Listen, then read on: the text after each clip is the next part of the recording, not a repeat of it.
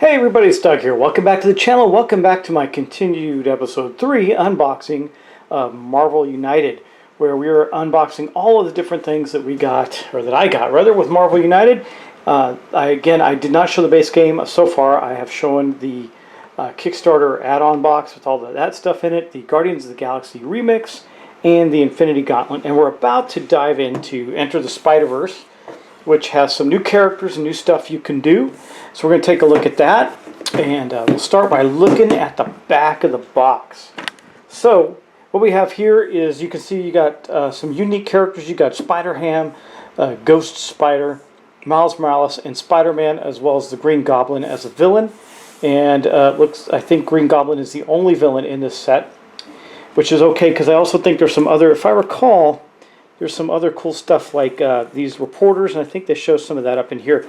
But we're going to take a look. I'm going to open up the box right now. We're going to dive right in. I'm not going to waste any time with preamble or discussion, but please do like, share, and subscribe. It helps the channel. All right, so here we are with the box Enter the Spider-Verse. We're going to open it up and take a look in each side, what's in it. And there are some additional rules, rather. You see they got these 12 exposure tokens, which means that reporters are figuring out who Spider-Man is, basically, is how that kind of works, or whoever the hero is. It's got a new set of locations. It's got a challenge card that's related to these, and it's pretty cool. So we'll take a look at that. And it says Secret Identity Challenge. That's the added challenge you can have in there, and it's a good one, too. I played with this, even though I just opened this for the first time. They had it on Tabletop Simulator, on the version that they had, because I knew I was going to have this. Now, my rules with Tabletop Simulator are that I have to own the game, or am owning the game, or have owned the game to play it there on my channel. I might go play it privately just to see if I like it or not. But we're going to get these tokens open, and again, these are the tokens. They're pretty cool. Like, there's this, see, this is a reporter badge, right? And these are the exposure tokens. And I did play with this in a playthrough on Tabletop Simulator on my channel. On this channel. So we're going to take those out because we're going to put them in the box. And there's space for them, I imagine. And then we'll open this up and take a look at what's inside. So these are the new locations. We'll just pop that open there. Take a look at the new locations. We got the Brooklyn Bridge. In turn, you may add a civilian to any location, then rescue one civilian from this location. So you can add a civilian somewhere else to rescue one here. We got the Daily Bugle. Reveal the top card of the Master Plan deck. You may place it at the bottom. Osborne Laboratory, you may gain one hit token here. That's pretty good. Like you picked up some kind of weapon or something while you're in the lab. Oscorp Tower, gain a movement token. Well, you probably gain one of those, like one of the sleds, flying sleds or something, I don't know. Queen's end of turn, if you have 1 or 2 cards in your hand, draw up to 3. So this is your healing card. Midtown High School, you may gain 1 heroic token here. So a lot of gaining of tokens here. And we're back around the Brooklyn Bridge. Okay, and then the one villain in the set is the Green Goblin. He's not too super big on the hit points, but still. When a threat is cleared, special rules. When a threat is cleared, shuffle it into the deck. Add a threat token from the pool to the mission card. Green Goblin can't be damaged if there are any civilians on his dashboard. If you are in his location, you can use 2 heroic tokens to rescue them. A civilian. His BAM effect is deal 1 damage to each hero in the Green Goblin's location. Draw a threat card and place it in the next clockwise location. So he was interesting. You don't, in special setup, do not place the threat cards and tokens on the location. Keep this card in the face down threat deck. It's really interesting. I didn't realize that mechanic because I was trying to figure it out. And I did figure it out by looking at the rules, but you know, that simple statement was all you needed to figure it out with. His villainous plot is the heroes will lose when all locations have a threat. So Green Goblin is all about spreading some threat around the globe, around the city in New York. And so we're going to open up some cards. I'm going to show you some new stuff there. And again, there's some great characters in there, Spider-Man and some of the other Spider-Verse characters to play with. So you can play all Spider-Verse characters, or you can bring in Venom or anything you want, really. So here's a Spider-Ham's cards right here. Let's take a look at that. I'd like to play Miles Morales. I think he's cool. Spider-Ham, he's got, of course, like any Spider character, they're going to have a lot of movement. He does have some punch, though, and some heroics. Not a lot of heroics, though. And here's this. His Toonie Essence. Until the beginning of your next turn, you cannot be forced to discard your last card. That's pretty good. And he's got 2 of those, and then Toonie Weapon, add a punch in any location. That's not bad. Alright, and then we got Miles Morales here, who's, I think, you know, definitely one of my favorite Spider-Verse characters. Probably, again, lots of movement. He probably has more damage than some of the other ones, and you can see that in his cards. He's got damage on almost everything. And some really good heroics, there we go, and of course the typical wild ones. And then invisibility, you cannot take any damage until the beginning of your next turn. Venom Strike, 2 hits against a single enemy in your location. And Web, if you're in the same location as a villain, delay the next villain turn by 1 card. That's pretty good. So we can slow the villain down, right? Alright, and then we got Ghost Spider, or Spider-Gwen, I think it would be, I'm not sure which. We got, looks like she's got a lot of mobility and heroics. Yeah, mobility and heroics are on her thing. Okay, Web Dancer. You cannot take any damage until, yep, okay. Swap 2 threat cards in play. That's pretty good. Defeat all thugs in your location. That's the Spider-Gwenish type character, I guess. And then we've got Spider-Man, the Man of the Hour. He's got a lot of movement and heroics, but he's also got a decent mix of combat in his deck, as you can see. And his abilities are Web Sling, gain 2 movement tokens. I found that really useful. That was pretty powerful.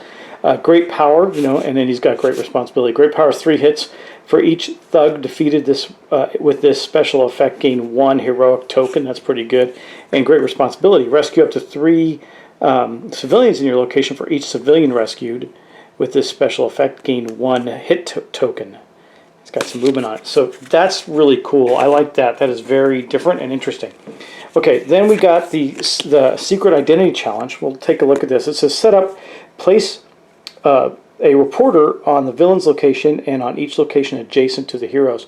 When a hero is in a location with any reporter performs any action other than a move, they get 1 of the exposure tokens that turn. A hero may use a heroic action to move any reporter. A hero with 3 exposure tokens takes 1 damage and plays their next card face down. So it means that you got exposed and have to deal with that and to recover your secret identity, right?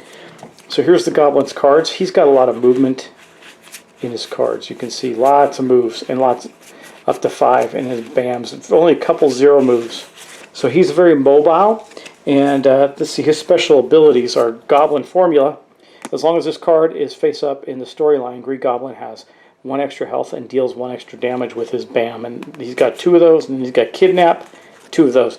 If there are any civilians in Green Goblin's location, take 1 and place it on his dashboard. He's got 2 of those in his deck. So you know he's going to take 2 civilians at some point in time. And again, nice storage for those, all good. We'll put these tokens down in here. At least we'll spread them out.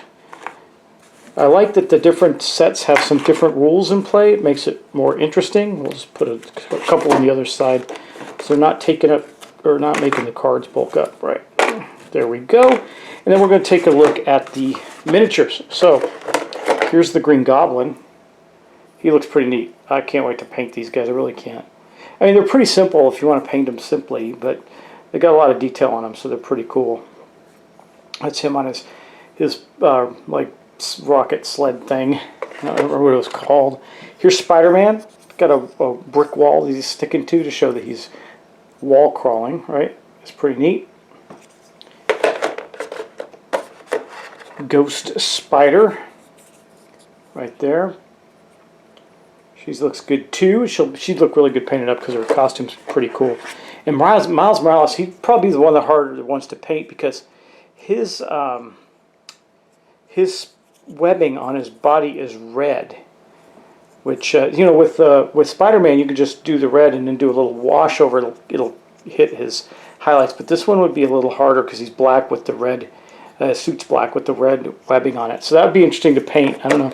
I'd have to see that one being painted to get a good feel for it. And then of course Spider-Ham, he's pretty straightforward. Yeah, But still, that's the Spider-Verse characters. Remember, they're coming from other parts of the multiverse. That's what makes it interesting, right? So, just put, and again, they got these nice slots. You just slot them in here like this, and you are good to go. You can just slap that back on, and everything's where it belongs. All right, and that is the Enter the Spider-Verse set. So we've got 3 more to go. I think I might do 2 in this video, 2 in the next. I don't know. But let's take a look at the Rise of the Black Panther. So on this one, what do we got here? It's similar to the Spider-Verse set, right? So you got some new characters, Black Panther, Winter Soldier, and Shiri. And then you got Killmonger as the enemy. And there's probably like a special thing there. I don't know. It doesn't look like it. Well, I don't know what these tokens are. We'll have to find out. But let's take a look at that and open that one up. So this is probably going to take place in all the locations in Wakanda. That would make a heck of a lot of sense, right? Let's open this up and take a look at it. So fun. I mean, really, this game's pretty... It's amazing because this one of the things I like about this game, y'all, is I know you're probably thinking, Doug, it's pretty simple for someone like, a hardcore gamer. But here's what's cool about it. Is anybody, you can get anybody in this game and they'll enjoy it. And I promise you they will. It's a fun game. It's challenging. It's cooperative, but it's still enjoyable. Okay, so what we got 8 endangered location tokens. I don't know what those do yet. That's okay, though. Here's the rules. So it's not very long. We'll just read it. The endangered location challenge creates a bond between each hero and a specific location that they must make sure their location remains under control or risk being KO'd. During setup, each player is given a pair of matching endangered location tokens. Each player selects a different location and places the token there, keeping the other next to their hero deck. Whenever the villain should place a civilian or a thug token on a location that has an endangered location token, but that location is full, the hero with this corresponding endangered location token takes 1 damage. Oh, that's pretty challenging. Wow. You could take damage pretty quickly on that. So that's what these are. And then we'll pop this open and take a look at the components inside. So first off, we got the Killmonger board. His BAM effect, deal 1 damage to each hero in Killmonger's location. Then replace the leftmost civilian or thug token there with a crisis token. Okay, I don't know how that works. Villainous plot. The heroes lose when 4 or more locations have 3 or more crisis tokens. Okay, got it. He creates a lot of crisis around the board. If 1 or more civilian or thug tokens can't be added to a location, replace the leftmost one token with in Killmonger's location with a crisis token. So he spreads crisis tokens about here and there and everywhere. Okay, so let's take a look now at...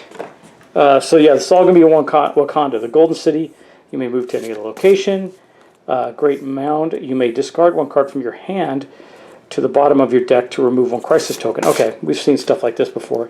Jabari Village, end of turn, you may gain 1 wild token. That's pretty good.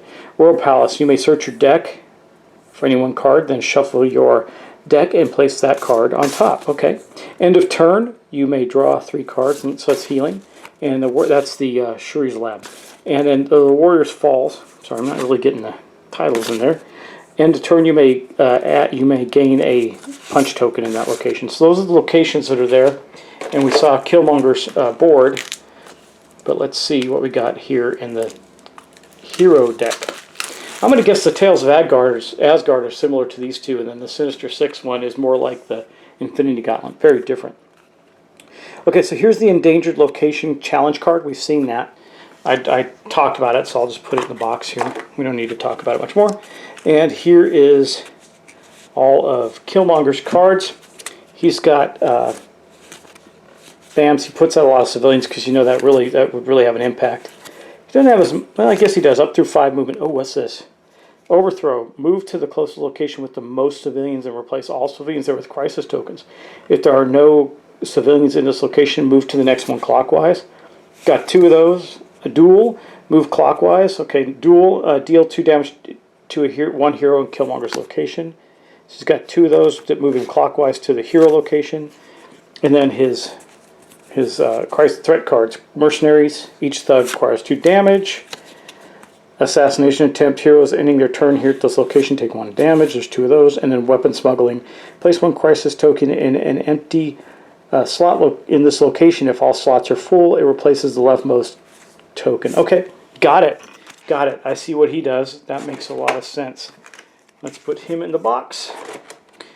And I think what we'll do is we'll take these here, put them in the middle section. Like I said, I'm happy they did this way where it can store, except for the main box. Not the main box, but the Kickstarter box. You can't store anything in it, and that's a shame because you should be able to. Okay, Winter Soldier's cards. Let's see what he's got. Movement, move and attack, move and attack, attack, attack, attack. Yeah, he should have some. And one heroic. He's not really a heroic kind of guy, is he? Let's see what here's his specials. Expert Assassin, gain 2 hit tokens. That's good. Gets 3 of those. Okay, so that is the Winter Soldier. Okay, Bucky. All right, now we got Shiri. What's she got? She should have some ranged attacks, I imagine, or something like that. Some heroics. Yeah, she should have some heroics. That's a good one right there. And that's good, too. Yeah, lots of heroics on her. That's great. And her wilds. Oh, she got one with a wild. Young genius. Give 1 wild token from the pool to any hero.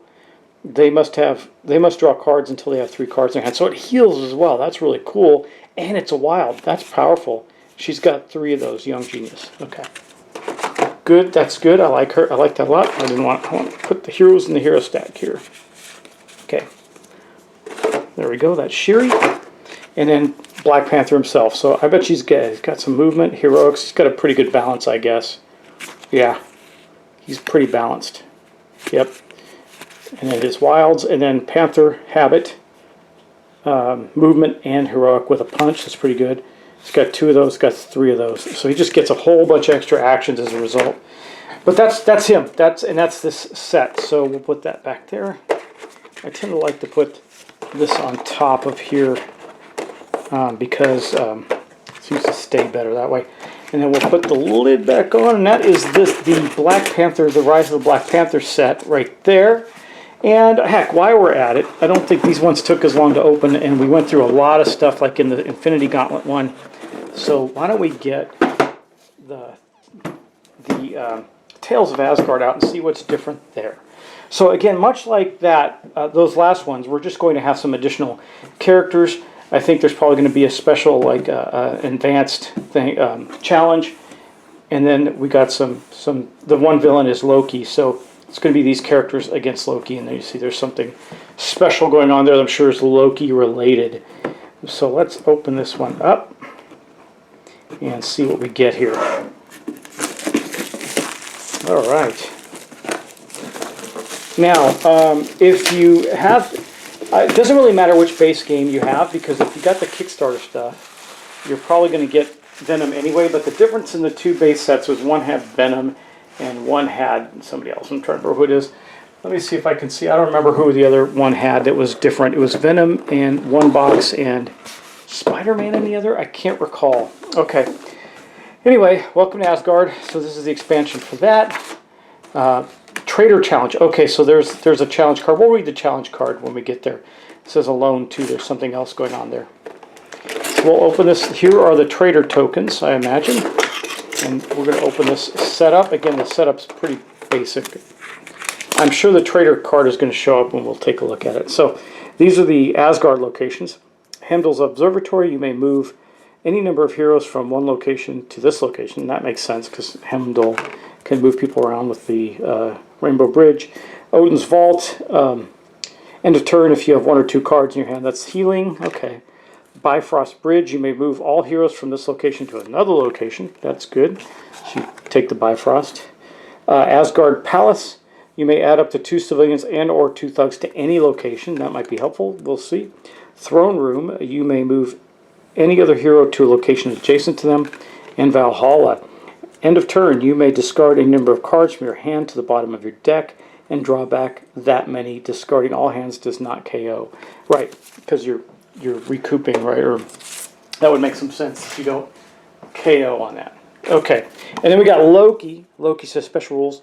When a hero's KO'd, Loki doesn't activate his BAM. Instead, draw another master plan card and add it face down to the storyline. So it ticks the timer basically. Deal 1 damage to each hero in Loki's location. In Overflow, If one or more civilians or thug tokens can't be added to a location, Loki gains 1 additional health. May go above starting health. Oh, that's pretty rough, isn't it? Can't wait to see what this traitor challenge is on the card. The other thing I like about these simple challenges, they do add a whole new level of challenge without adding a whole new level of complexity. Setup. Each player gets 1 allegiance card. Okay, we'll have to see what those are. I got them right here. Token and one allegiance card, 1 of these tokens, and 1 wild token. A hero may choose to play their hero card face down to discard their whatever this token is.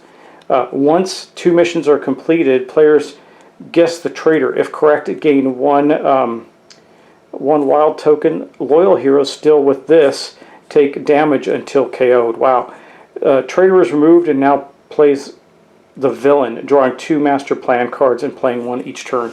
Okay, so he becomes Loki, so Loki's in disguise as a traitor. Got it. That's pretty cool. And here are the loyal cards. There's loyal, loyal, loyal, and traitor. And there's let's get into Loki's deck. So that's interesting. That might be fun to play, right? I think we'll take these and place them under the challenge card since that's what they're related to. So you can play and take no actions to get rid of this card. I think it's just like a suspicion token or something. I don't know what they call it. Mistrust tokens are what they're called. So that's what those are. Okay. Now let's get into Loki a little bit here and see what his master plan deck looks like. Master of Illusion, move clockwise to the next location with an illusion threat card. Okay, so he can bounce around to the illusion threat cards. We'll see what those do. Sorcery, each hero alone in their location takes 1 damage. If a hero is alone, draw another master plan card, and ooh, he can run out of cards fast if you're not careful and you need to stay together. So he's got 2 sorceries, and he's got Spread Discord. Each hero not alone in their location takes 1 damage. If all heroes are alone, draw another master plan card. Well, it's better to take the damage in that case, right? And he's got 2 of those as well. And then he's got, let's see, he's got these illusion cards. Loki can't take any damage as long as he's in this location. That's fine. Those are the illusion cards. Can't take any damage. Master Trickster. If Loki takes any damage while in this location, each hero in this location also takes damage. He's got 2 of those. He's got some Frost Giants. Deal 1 damage to each hero in this location. They just hit on a bam. Pretty basic, but still cool. That is him. Okay. And we got Thor. Good old Thor here. Let's see what he's got. Probably quite a bit of movement and damage, right? Yeah, big damage. Look at that. Big damage. And he's got some heroic too. So he's got a pretty good spread there. Mjolnir does 3 hits against a single enemy in a location. He's got 3 Mjolnirs. Okay, and each one does some. So each one has a movement associated with it as well. That's Thor. Okay, then we got Valkyrie. She's the other hero in this set, or one of the other heroes. There's 3 of them, or 4 of them total. She's probably got a lot of movement, I imagine, and combat again. She's got a pretty healthy mix too. Well, she looks like she's got some heroic going on there. You may move to any location. Okay, that's Warsong. Warsong, that's her. Yeah, she's got 3 of those. Move to any location. It's her Pegasus, right? So that's her. Okay. And then Korg. Let's see, we got Korg here. Korg should have something to do with humor. Okay, Cronin Fighter. 1 hit in both adjacent locations or 2 hits in your location. He's got 3 Cronin Fighters. His typical stuff. Let's see. A lot of damage. Damage and some movement. Not bad, but mostly damage. And now Beta Ray Bill, this is interesting. He should be pretty cool. Let's see. He has some movement too and some attack. He's built kind of like Thor, I guess. Yeah, Beta Ray Bill is pretty cool. And he's a Stormbreaker. Now Thor ended up with Stormbreaker in the movies. 2 damage and draw a card. He's got 3 Stormbreakers. So that's him. Pretty basic characters, but they're still different enough to be interesting. And that, let's go through the minis, of course. There's Loki. That's great Loki miniature. I really like it a lot. Very fitting. There's Thor. I mean, they're all good. They're really good minis. Definitely worth painting. There is Valkyrie. She looks cool. Korg. Doesn't look that, even with the little cutesy, cartoony, chibi type figure, it still looks not much different than the movie. And then Beta Ray Bill, who's a neat character. There he is. And Alien Thor. That's him right there with Stormbreaker. And those are the minis. Alright, well, that's it for this set. Do I go on and do the Sinister Six? I might unbox that separately because there's more to it. Let's do that. We'll wait on this one. This will be the end of this episode. And then in the next one, we will unbox the Return of the Sinister Six. And then I'll give you some of my thoughts on all this great stuff. So take care. I'll see you in the next episode of something. And I hope you are enjoying these unboxing videos of Marvel United and all the different stuff that I got with it. So take care. Please like, share, and subscribe. And I'll see you in the next video.